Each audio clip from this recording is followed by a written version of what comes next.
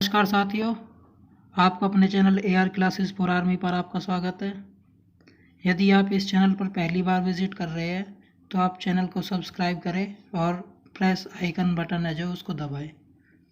तो देखिए, आज जो हम करने जा रहे हैं सोल्जर टेक्निकल NA का पेपर करने जा रहे हैं, जो कि 2020 का पेपर है। ये हमारे ARO कोलकाता जो पश्चिम बंगाल के अंदर आता है, बहरमपुर है एक यूनिट, उसके अंदर ये पेपर हुआ था टेक्निकल NA का। तो उसके हम क्वेश्चन आज करने जा रहे हैं। तो देखिए, पहला क्वेश्चन हमें दिया हुआ है, सैनिक विद्रोह के समय भारत के गवर्नर जनरल कौन थे। तो हमें ऑप्शन दिए हुए इसमें Lord Dalhousie, Lord Bentinck, Lord Cornwallis या फिर हमारे लॉर्ड कैनिंग। तो देखिए, इसमें जो आंसर है वो हमारे पास हो जाएगा लॉर्ड कैनिंग। और जो ये भारत सैनिक विद्रोह के नाम से जाना जाता है उसको बोलते हैं 1857 की जो क्रांति होती है। और इसमें जो शहीद होने वाले जो पहले भारतीय थे वो कौन थे, हमारे मंगल पांडे थे। ये क्वेश्चन भी कई बार पूछा जाता है, तो ये आप ध्यान रखना। नेक्स्ट क्वेश्चन देखिए, इसी में निम्न में से कौन सा प्राचीन राजा भारतीय नेपोलियन के नाम से जाना जाते हैं। तो देखिए, आपसे क्वेश्चन में पूछ रहा है कि भारत का नेपोलियन है जो वो किसे बोला जाता है। तो मैं उम्मीद करता हूँ ये सभी को आपको पता होगा। इसमें हमारे पास आंसर हो जाएगा समुद्रगुप्त।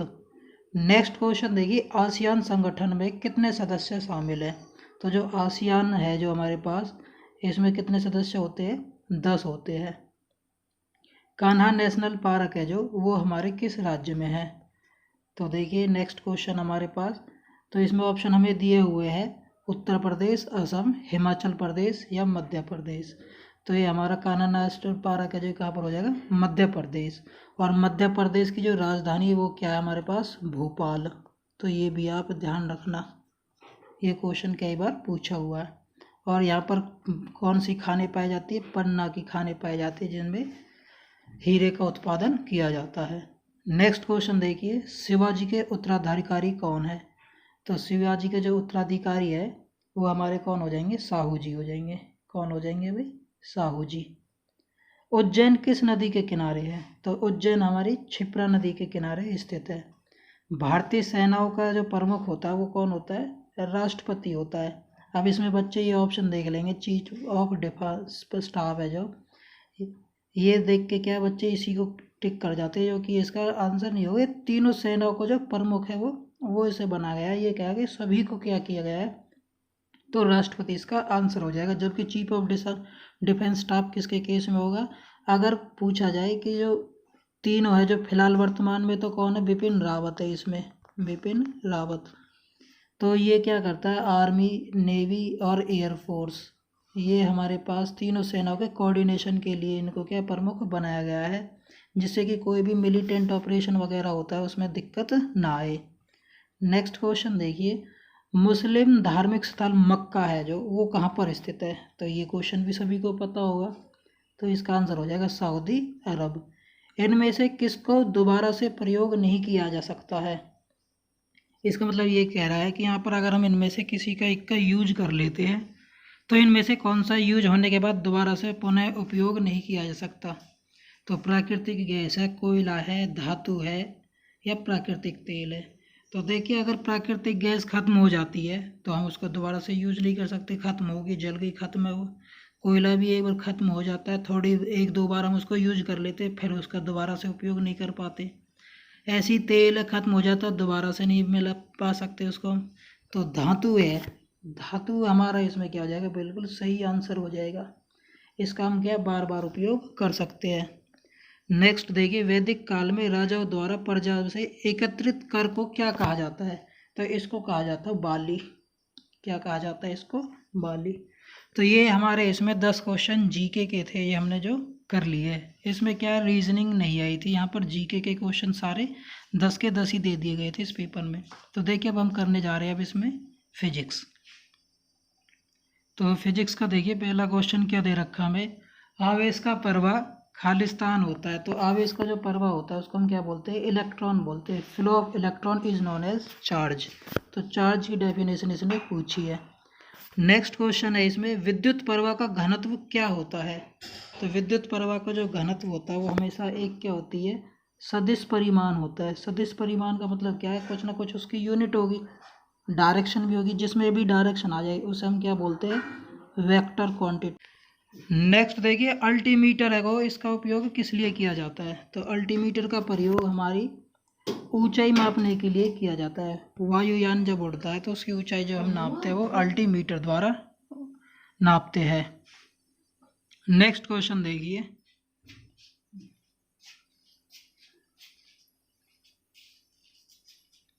अगर पृथ्वी पर कोई वायुमंडल नहीं होता है तो आकाश कैसा दिखाई पड़ेगा, तो वायुमंडल जब होगा ही नहीं तो हर एक चीज़ कैसी दिखाई देगी हमें, काली काली दिखाई देगी। नीला इसका आंसर नहीं होगा, कभी नीला लिख दो। ध्वनि तरंग कैसे होती है, तो ध्वनि तरंगें होती है जो हमारी कैसे होंगी, अनुदैर्घ्य होंगी। कैसे होंगी, अनुदैर्घ्य। देखो इसको मैंने याद कैसे रख रखा है, ध्वनि में ध्यान रखना हमारे पास दो तरीका की होती है, एक प्रकाश तरंग और एक ध्वनि तरंग। ये दो तरीका की हमारी तरंगें होती है। तो देखिए प्रकाश में ध्यान रखना है अनुप्रस्थ, प्रे प्रे आ रहा है इसमें, ये चीज़ ध्यान रखनी, प्रे तो ये हो जाएगी अनुप्रस्थ, और इसमें आदि ध्य आ रही है तो ये हो जाएगी अनुदैर्घ्य। ठीक है भाई, ध्य से धैर्य और प्रे से अनुप्रस्थ। ठीक है, तो ये ध्यान रखना भाई, हमें इसी में तो कन्फ्यूजन होती है कि अनु तो दोनों में कॉमन है, प्रस्थ करे या धैर्य करे। तो प्रकाश में आ जाए तो प्रे लिख देना, और ध्वनि में ध्य आ जाए तो धैर्य हो जाएगी। ठीक है, तो ऐसे आप याद रख सकते हो। ये हमारे क्या है, फिजिक्स के 5 क्वेश्चन थे, कंप्लीट हो गए। अब देखिए इसमें हम पूरे आने वाले आगे जो 15 के 15 बायोलॉजी के क्वेश्चन करने जा रहे हैं। तो देखिए किस तरीके से आया हुआ था। पहला क्वेश्चन, प्रोटीन और डीएनए किसके संपर्क में आने के बाद अपना त्रियामी जो होता है, इसको हम बोलते हैं 3 डायमेंशनल विन्यास प्राप्त करते हैं। तो इसमें हमें ऑप्शन दिए हुए हैं, पानी है, लिपिड है, जाइनोसोम्स है या शर्करा है। तो इसका आंसर हो जाएगा शर्करा। प्रसिद्ध अंगोरा ऊन ये किससे प्राप्त की जाती है, तो ये अंगोरा ऊन है, वैसे बकरी से प्राप्त की जाती है। इसमें बकरी इसमें ऑप्शन है नहीं, तो इसमें आंसर आ जाएगा इसका क्या भाई, खरगोश। नेक्स्ट क्वेश्चन, पराग नलिका किसके द्वारा खोजी गई थी, तो पराग नलिका थी जो MEC के द्वारा खोजी गई थी। इसकी जो इंग्लिश में नाम है AMICCI, तो ये आप नाम ध्यान रख लोगे। मानव शरीर में कितनी मेरुतंत्रिकाएं पाई जाती है, तो ये क्वेश्चन बहुत ही ज़्यादा इंपॉर्टेंट है, ये 3 से 4 बार रिपीट हो चुका है NA के पेपर के अंदर। तो ये मानव शरीर में कितनी है भाई, 31 जोड़ी मेरुतंत्रिकाएं पाई जाती है। नेक्स्ट, मानव मस्तिष्क का बाहरी आवरण कैसा होता है, तो देखिए इस मानव मस्तिष्क का जो बाहरी आवरण है, इसको मैं आपको थोड़ा ट्रिक से बताता हूँ। इसमें क्या पूछा हुआ है कि जो ये आवरण है, बाहरी आवरण को हम क्या बोलते हैं, खोपड़ी। और खोपड़ी कैसी आकार की होती है, हेलमेट नुमा होती है, जैसे हमारा हेलमेट होता है। तो इसमें देखिए हमारे पास दो इसमें दे रखे हैं, कोरारकोइड, पियोमीटर, ड्यूरामीटर या एक्रानोइड। तो एरानोइड और कोकरोइड तो हमारा आंसर है नहीं। अब देखिए इसमें अब मैं आपको बताता हूँ, पियोमीटर इसको हिंदी में बोलते हैं मृदु तानिका, ठीक है, और ड्यूरामीटर को बोलते हैं हम कठोर तानिका, ठीक है, हार्ड जिसको हम बोलते हैं कठोर तानिका। तो खोपड़ी की जो ऊपर की जो परत होती है, आवरण होता है, ये कैसा होता है, कठोर होता है। तो इस मृदु का मतलब होता है लचीला, लचीला तो हमारे पास होती ना खोपड़ी, तो ये क्या होती है, इसमें कठोर होती है। तो ड्यूरा का मतलब होता है कठोर मृतानिका, तो इसमें ड्यूरामेटर इसका आंसर हो जाएगा। जन्म दर को नियंत्रित करने की एक विधि क्या है, तो इसको बोलते हैं हम इंट्रायूरिन डिवाइसेस, तो IUD। कोशिका झिल्ली किससे बनी होती है, वसा से, प्रोटीन से, फास्फोलिपिड से, फास्फोप्रोटीन से। तो इसका जो आंसर है वो हो जाएगा फास्फोलिपिड प्रोटीन, फास्फोलिपिड प्रोटीन। इनमें से कौन से पौधों में केवल बीज लगते हैं, फल नहीं, तो इस टाइप के जो होते हैं इन्हें हम बोलते हैं ब्रायोफाइट्स। क्या बोलते हैं इनको हम, ब्रायोफाइट्स। सामान्य ठंड जिसको कॉमन कोल्ड है वो कहते हैं, ये एक प्रकार से क्या है, ये जन्मजात बीमारी है, ऐसे तो नहीं कि सभी को जन्मजात से बीमारी होती हो। तीव्र बीमारी है, हाँ ये हो जाएगा इसका आंसर। तो ये क्या हो जाएगा, एक तीव्र बीमारी है। दीर्घकालिक भी नहीं है, ना ये अनुवांशिक ही है। पीलिया किससे संबंधित है, तो पीलिया से मतलब ये पूछ रहा है क्वेश्चन में, ये जब होता है तो हमारा कौन सा अंग इफेक्ट होता है, तो इसका आंसर हो जाएगा यकृत। नेक्स्ट क्वेश्चन देखिए, जोड़ों में खालिस्तान के संचयन के कारण गठिया रोग हो जाता है। तो ये मैं उम्मीद करता हूँ आप लोगों को सभी को पता होगा, ये हमारा यूरिक एसिड क्रिस्टल की वजह से होता है। यूरिया मत कर देना, ये यूरिक एसिड होगा इसका आंसर। सर्वदाता रक्त समूह यूनिवर्सल डोनर है जो, वो कौन सा होता है हमारे पास, तो ये होता है ओ। जीवाणु में प्रजनन की सामान्य विधि क्या होती है, द्विखंडन, बाइनरी फिजन जिसको हम बोलते हैं। क्या बोलते हैं भाई इसको हम, बाइनरी फिजन।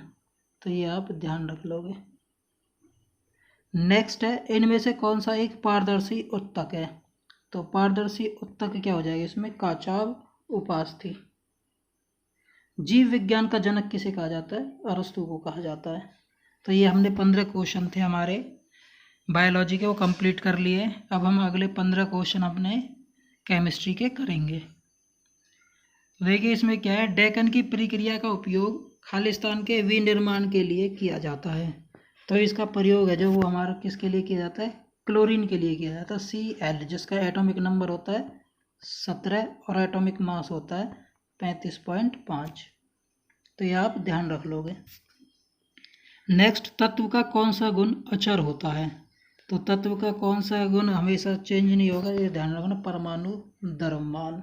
क्या है, परमाणु द्रव्यमान। सर्वप्रथम परमाणु सिद्धांत किसने दिया था, तो ये दिया था हमारा जॉन डाल्टन ने।